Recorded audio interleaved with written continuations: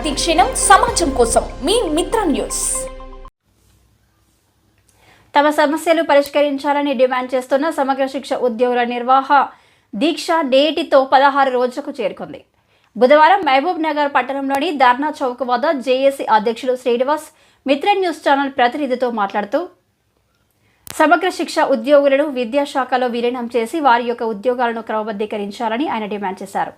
అదేవిధంగా సుప్రీంకోర్టు తీర్పు ప్రకారం సమగ్ర శిక్ష ఉద్యోగులను అందరికీ సమాన పనికి సమాన వేతనం అమలు చేయాలని, సమగ్ర శిక్షలో పనిచేస్తున్న మహిళా కాంట్రాక్టు ఉద్యోగులను కేజీబీవీ ఉద్యోగులతో సమానంగా వేతనంతో కూడిన 180 రోజుల ప్రసూతి సెలవులు ఇవ్వాలని ఆయన కోరారు. అంతేకాక గ్రూప్ ఇన్సూరెన్స్ సౌకర్యం కల్పించాలని, నగదు రహిత వైద్య సదుపాయం కల్పించాలని, విధి నిర్వహణలో గాయపడిన మరణించిన కాంట్రాక్టు ఉద్యోగులకు ఎక్స్గ్రేషియా చెల్లించాలని ఆయన డిమాండ్ చేశారు.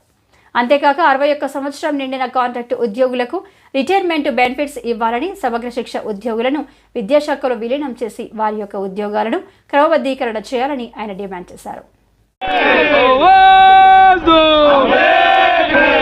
ఉద్యోగుల ఐక్యత, సమాన పనికి సమాన పనికి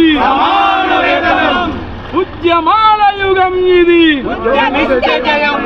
ఉద్యమాల యుగం ఇది. కాంట్రాక్ట్లు గింట్రాక్ట్లు, కాంట్రాక్ట్లు గింట్రాక్ట్లు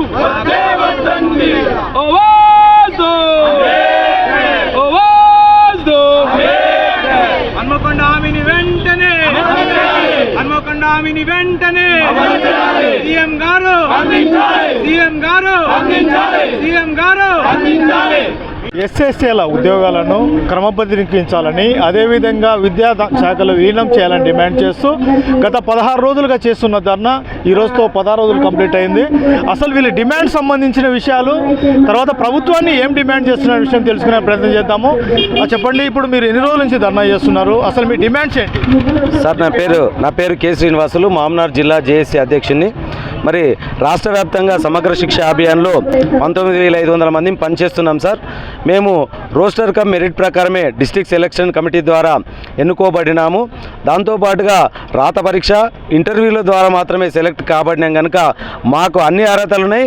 దాంతోపాటుగా గత పీసీసీ హోదాలో ఉన్న ప్రస్తుత ముఖ్యమంత్రి గారే హన్మకొండ సభలో వచ్చేసి మీకు తప్పనిసరిగా 100 రోజుల్లో మీ సమస్యలన్నీ పరిష్కరిస్తాము, ఛాయ్ తాగినంతసేపట్లో జీవో ఇస్తామని తానే మాట ఇచ్చాడు కనుక ఆ హామీని వెంటనే నిలబెట్టుకోమని మేము రోడ్డుపైకి రావడం జరిగింది. మరి మా సమస్యల్లో ప్రధానంగా పాఠశాలలు బంద్ అయినాయి, ఇప్పుడు కేజీబీ స్కూల్ బంద్ అయినాయి, అర్బన్ రెసిడెన్షియల్ స్కూల్ బంద్ అయినాయి, ఎంఆర్సీ స్టాఫ్ బంద్ చేసిండ్రు, ఎంఈఓ ఆఫీసులు అన్ని తాళాలు పడ్డాయి. దాంతోపాటుగా పార్ట్ టైం ఇన్స్ట్రక్టర్లు పాఠశాలలో పనిచేయట్లేదు. మరి ఇంక్లూజివ్ ఎడ్యుకేషన్ టీచర్లు పనిచేయట్లేదు.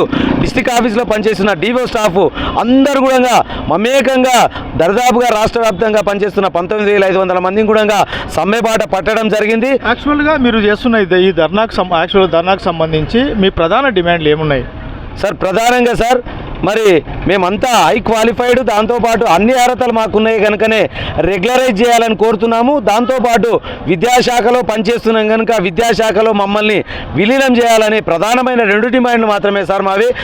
కనుక అదిగాక సీఎం గారే స్పష్టంగా చెప్పారు కనుక అవే ఇవ్వాలని ఈ రోడ్డుపైకి వచ్చాము. ప్రభుత్వానికి మేము ఎక్కడ కూడా వ్యతిరేకం కాదు, మేము మా సమస్యలు విన్నవించుకోవడానికి మాత్రమే రోడ్డుపైకి వచ్చాం కనుక సీఎం రేవంత్ రెడ్డి సార్, మరి మహబూబ్ నగర్ జిల్లా మీరు ఇక్కడే పుట్టినరు మహబూబ్నగర్ జిల్లాలోనే కనుక వెంటనే స్పందించి మాకు తగు న్యాయం చేయాలి, తొందరలోనే తీపి కబురు అందించాలని తెలియజేస్తున్నాం. ఇది ముఖ్యమంత్రి సొంత జిల్లాలో ఎంతోమంది ఈరోజు ఎస్ఎస్ఏలు ఇబ్బంది పడుతున్నారని ఇచ్చిన మాట ప్రకారంగా వెంటనే సమస్యలు పరిష్కరించాలని డిమాండ్ చేస్తున్నారు. ఎంవి రమణ, మిత్ర న్యూస్ ఛానల్ నుండి మహబూబ్ నగర్.